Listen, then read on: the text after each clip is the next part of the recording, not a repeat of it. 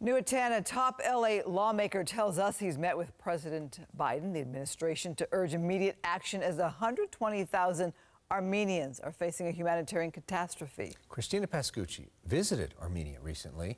She has the stories from people on the ground.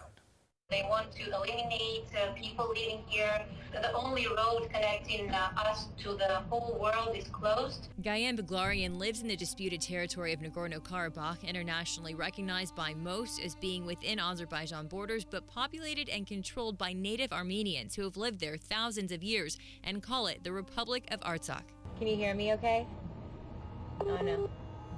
Our call drops as yet another power and internet outage hits. What just happened? We have no light. And how often is that happening? Several times per week. She says the situation's more dire by the day, especially as her 4-year-old daughter Monica needs to leave the region for cancer treatment.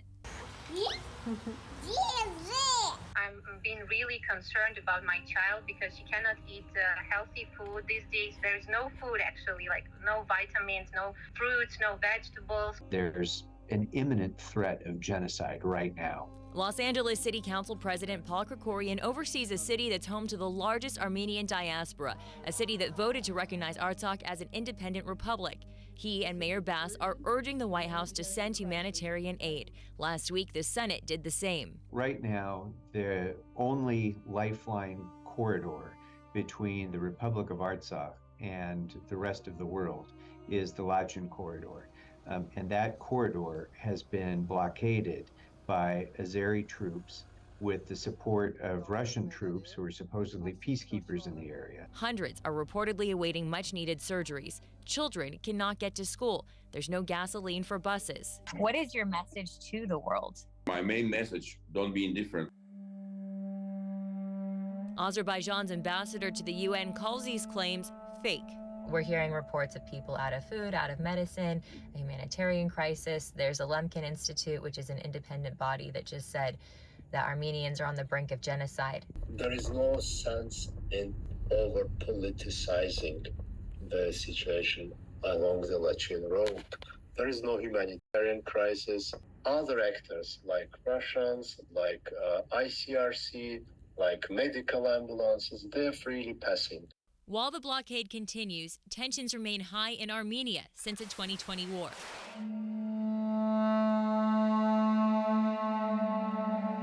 The Armenian military says it was targeted yet again by Azerbaijan forces, and their question today is if they're moving toward a democracy and the world continues to turn its back on them during this ongoing conflict, is being in a democracy safer? Is it worth it?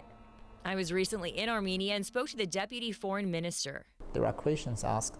Is democracy capable to defend itself? We're heading to some of the areas that were bombed.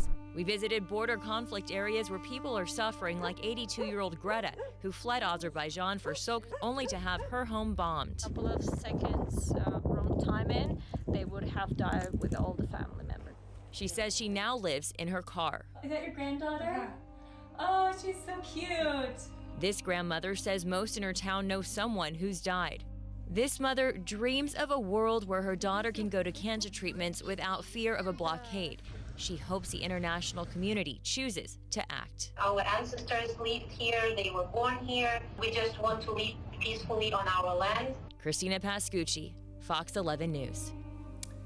Powerful reporting by Christina there, and you think about all of the people that are impacted here, the ripple effects and the daily fear about that situation as well. So much pain and suffering. Yeah. Yeah.